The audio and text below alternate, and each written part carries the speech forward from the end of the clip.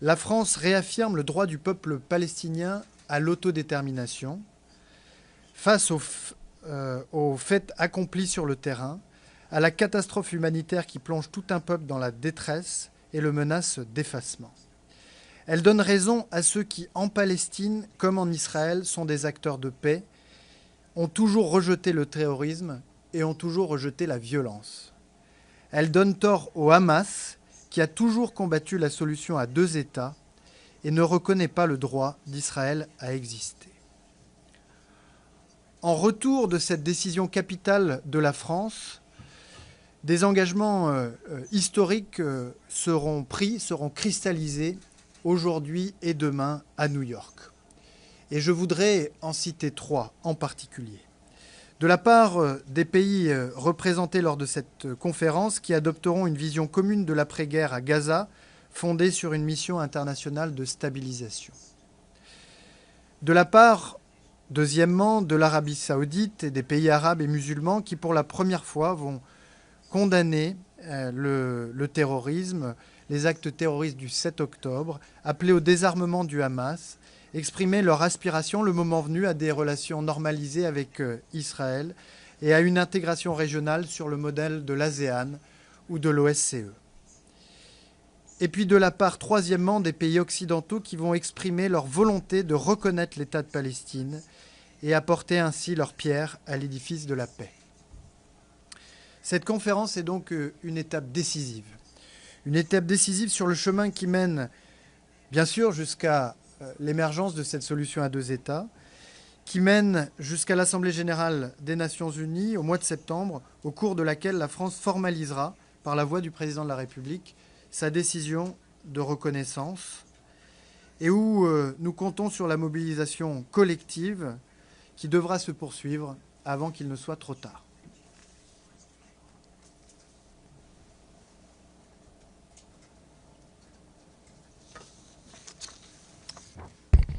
Minister, please. بسم الله الرحمن الرحيم.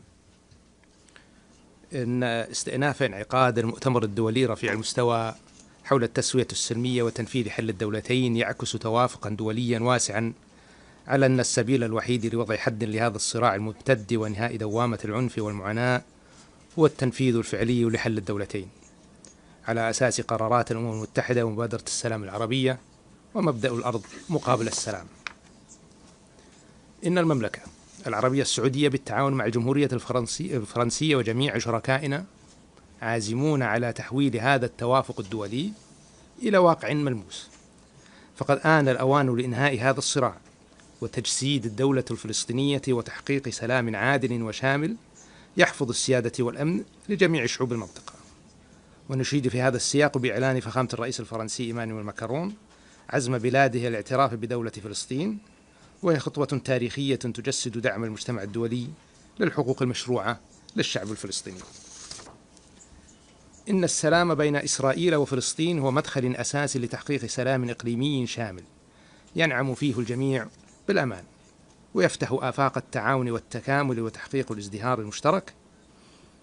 وتنعقد اجتماعاتنا في لحظة حرجة ومأساة المجاعة حاضرة أمامنا، والانتهاكات الجسيمة والتجويع ومحاولات التهجير القسري مستمرة، وغيرها من الإجراءات الأحادية التي تقوض حل الدولتين، وعلى رأسها التوسع الاستيطاني والتهجير القسري ومحاولة الضم.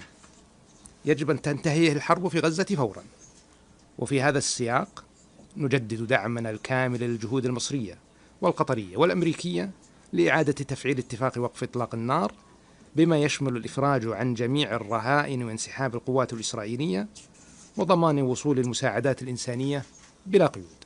كما نعبر عن رفضنا القاطع لأي محاولات لفصل غزة عن بقية الأراضي الفلسطينية أو احتلالها أو حصارها أو تهجير سكانها تحت أي مسوغ أو مبرر.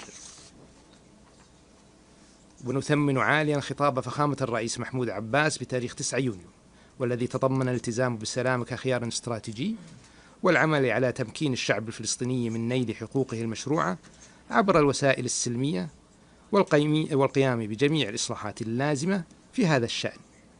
كما نعبر عن التزامنا بدعم جهود السلطة الفلسطينية في الإصلاح والحكم الرشيد والعمل المشترك مع المجتمع الدولي لدعم جهود إعادة إعمار غزة وفقا للخطة العربية الإسلامية التي نالت تأييدا دوليا واسعا.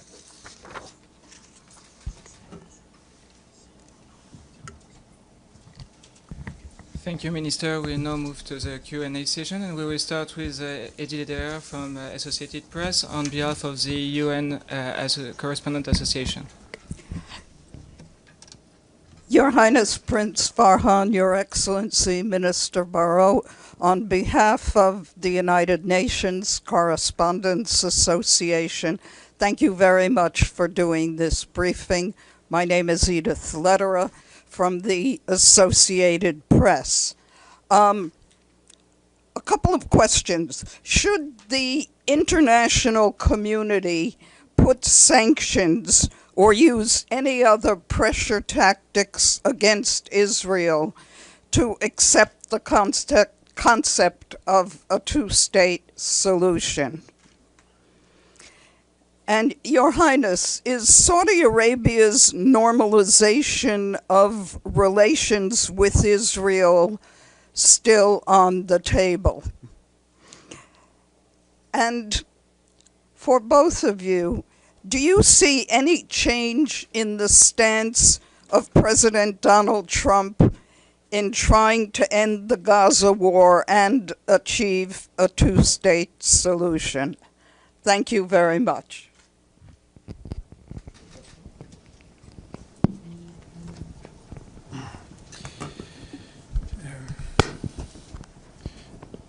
Si nous avons voulu, avec son Excellence le prince Faisal, organiser une conférence coprésidée par la France et l'Arabie Saoudite sur la solution à deux États, c'est parce que nous considérons qu'elle est aujourd'hui plus menacée que jamais, ou en tout cas plus menacée que depuis les accords d'Oslo il y a un peu plus de 30 ans.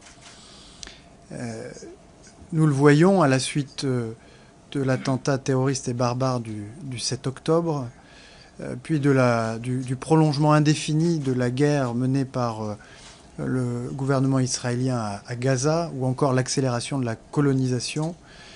Ce sont aujourd'hui les opposants à la solution des deux États qui semblent avoir le vent en poupe. L'objectif de cette conférence, des engagements qui sont pris à cette occasion-là, engagements de pays européens qui annoncent leur intention, leur décision de reconnaître l'État de Palestine, engagement de l'autorité palestinienne ou des pays arabes de faire un pas supplémentaire dans la direction d'Israël en tendant la main. Tout cela vise à réhabiliter le camp de la paix, celui qui, par le passé, a réussi à faire émerger cette idée selon laquelle le droit légitime des Palestiniens à disposer d'un État n'est pas seulement compatible avec la sécurité d'Israël, mais qu'il en est également la condition. Et c'est cette démonstration que nous voulons faire aujourd'hui avec l'Arabie saoudite pour qu'on puisse inverser ce qui est en train de se produire dans la région, c'est-à-dire une forme d'effacement définitif de cette solution à deux États, qui est pourtant largement considérée depuis longtemps comme la seule susceptible de ramener la paix et la stabilité. Vous avez évoqué la question des sanctions. Je ne peux pas répondre pour la communauté internationale. Je sais en revanche que la Commission européenne, au nom de l'Union européenne, doit désormais exprimer très clairement ce que sont nos attentes vis-à-vis du gouvernement israélien. La levée du blocus financier d'abord, le règlement des 2 milliards d'euros qui sont dus par le gouvernement israélien à l'autorité palestinienne. L'abandon des projets de colonisation, et en particulier le projet E1, qui, avec 3400 logements implantés en Cisjordanie, menace la contiguïté territoriale du futur État de Palestine. L'arrêt des activités de la Fondation humanitaire pour Gaza, du système militarisé de distribution d'aide humanitaire à Gaza, qui a provoqué des bains de sang et qui a conduit près d'1 millier de personnes, selon les chiffres des Nations Unies, à perdre la vie alors qu'ils se pressaient dans des files de distribution alimentaire. C'est un scandale, c'est une honte, ça doit cesser. La Commission européenne, au nom de l'Union européenne, doit exprimer ses attentes et doit mettre sur la table les moyens dont nous disposons pour exercer une incitation forte et une pression sur le gouvernement israélien pour qu'il entende cet appel qui est en réalité celui de la communauté internationale, mais que l'Union européenne souhaite faire entendre. Ensuite, si Son Excellence le Prince Faisal m'y autorise, un mot sur le rôle des États-Unis d'Amérique et du président Trump qui a obtenu au mois de janvier un cessez-le-feu qui était attendu depuis de longs mois et dont nous saluons les efforts pour aboutir au plus vite en lien avec le Qatar et l'Égypte au cessez-le-feu, à la libération de tous les otages du Hamas qui doit être désarmé, à l'accès sans entrave de l'aide humanitaire à Gaza. L'exercice que nous avons conduit en préparation de cette conférence after the war and having a political horizon which includes Israeli security and the right of the Palestinian people to have a state. We have heard reservations that have been expressed in the United States as regards our initiative. We are of the opposite opinion. We think it's very compatible with the steps undertaken by President Trump during his first term in the Abrahams Accords, for example. And the collective logic that we have launched cannot be stopped. It's shown here at the conference. And this will allow us, in due time, to facilitate the work that is being done by the U.S. administration when it will once again to return to the logic of the Abraham Accords. Then it will be able to build it on the commitments built today and tomorrow in New York within our conference. So, for your first question on normalization, I think we've been very, very clear over the last year and over the last many months, and most clear was the statement by the Crown Prince that for the Kingdom of Saudi Arabia, normalization with Israel can only come through the establishment of a Palestinian state. That position remains the same, and it is based on a strong conviction that only through the establishment of a Palestinian state and only through addressing the legitimate rights of the Palestinian people to self-determination can we have sustainable peace and real integration in the region. So we continue to have that position. We continue to call for moving in that direction. And I think our hope through this conference and other initiatives where it has become clear that international consensus is very much in line with that belief, that can be a catalyst for a real conversation about peace in the region and can actually accelerate the process towards regional integration. But again, that is contingent on achieving a Palestinian state. I would echo on the second question what my colleague, the Foreign Minister of France, has said. The US is an essential actor, and is certainly an essential actor in what concerns peace in the Middle East. And President Trump has, in fact, had success already in this regard. He was able to facilitate the first and only ceasefire so far in this conflict. And obviously, his personal engagement and his role is immensely important. And I think we've all heard President Trump statements in many occasions that he is a man of peace, that he is someone who abhors war, and he is a humanitarian. And I am firmly in the belief that U.S. engagement, and especially the engagement of President Trump, can be a catalyst for an end to the immediate crisis in Gaza and potentially a resolution of the Palestinian-Israeli conflict in the long term. So obviously we, as strong partners of the United States, continue to work closely with the U.S. on many issues, and we hope that the U.S. will continue to lead in the efforts for peace. And as I said, we have tremendous respect and faith in President Trump's not just belief and hope in peace, but in his ability to deliver on that hopes. Thank you. Claire Gatinois for Le Monde, please. Cette conférence, une première. Thank you. My first question for the minister, Mr. Barrot. So France had clarified its stance when it comes to the recognition of Palestine. Do you already have any signs from other states?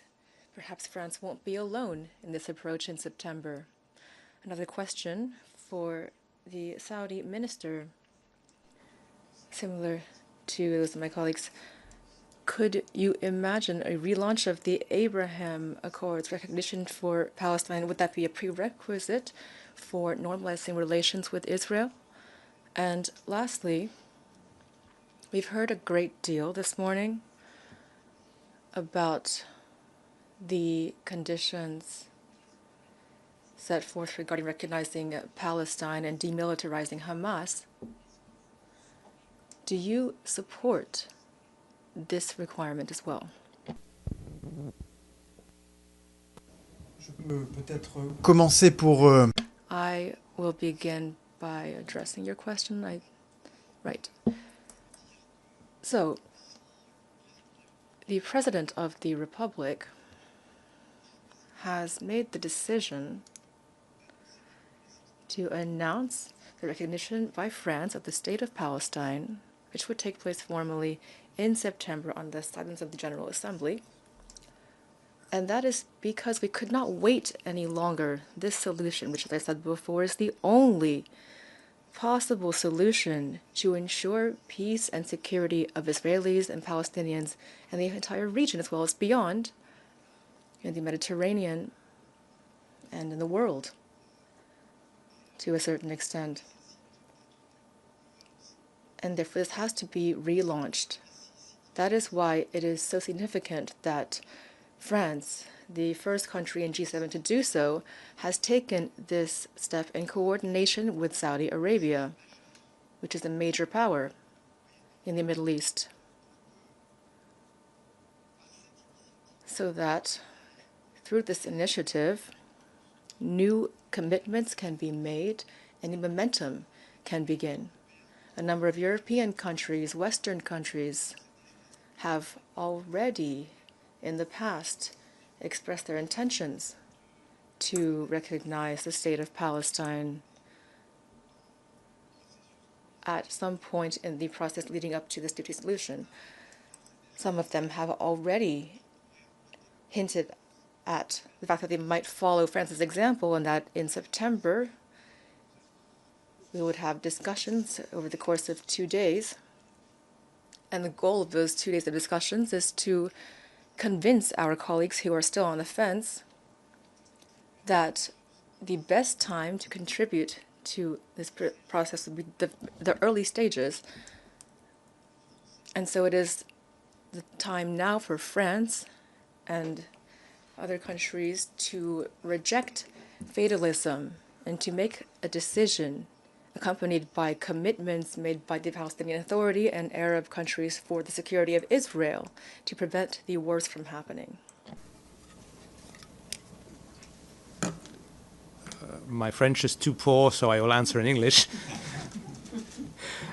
So on the first question, I think I can just reiterate the answer I gave to your colleague earlier, that for the kingdom, recognition is very much tied to the establishment of the Palestinian state, and we certainly hope that the clear consensus shown today, and which will be shown tomorrow as well, and the clear momentum towards establishing that Palestinian state can open the conversation about normalization, but it can only open, first, if the conflict in Gaza ends, if the suffering of the people of Gaza is alleviated, because there's no reason even, or no credibility to have a conversation about normalization with with constant death and suffering and destruction in Gaza.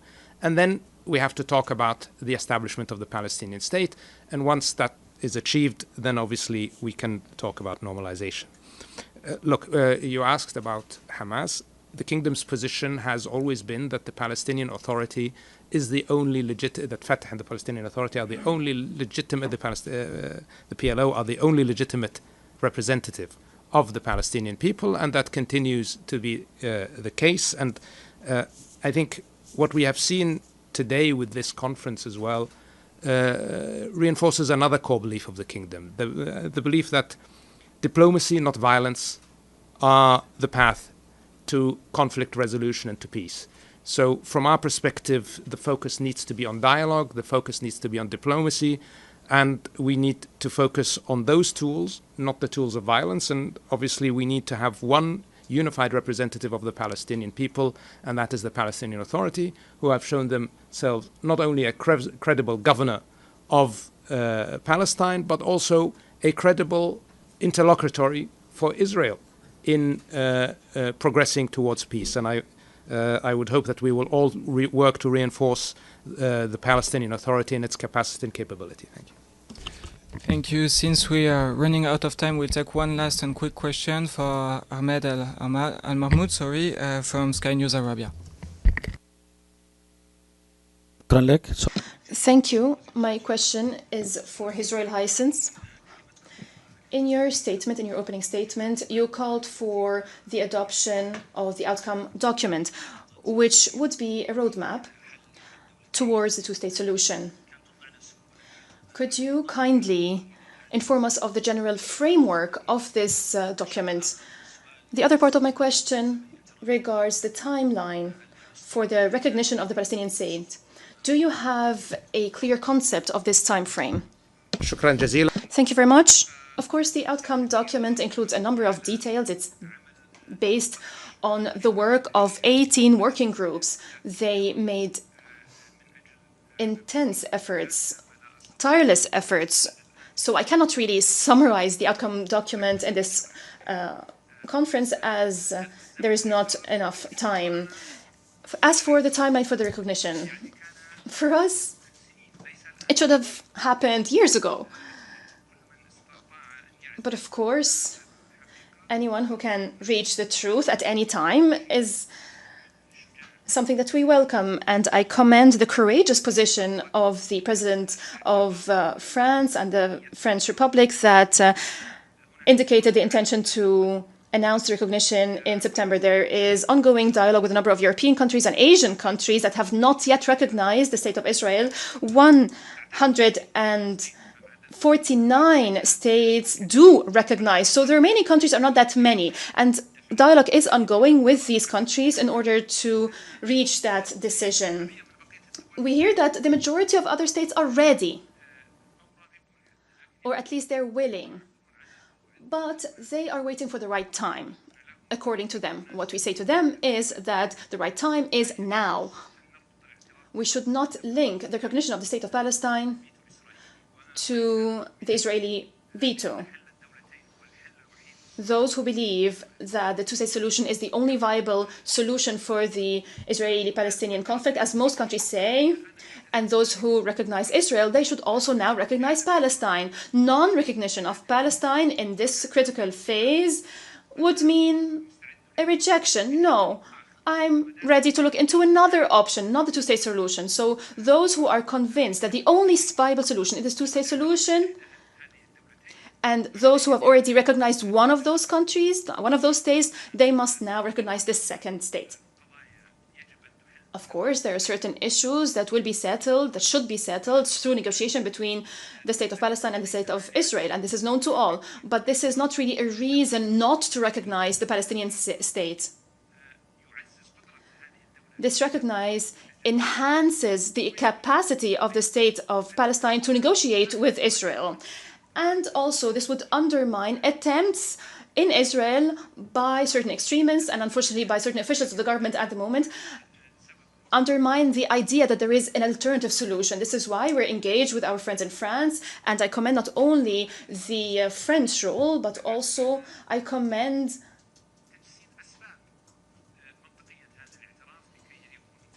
working on putting forward the arguments behind this recognition so other countries can follow suit. Your Highness, thank you very much, Monsieur le Ministre. Merci beaucoup. We wish you a very good day. The press conference is over. Thank you very much.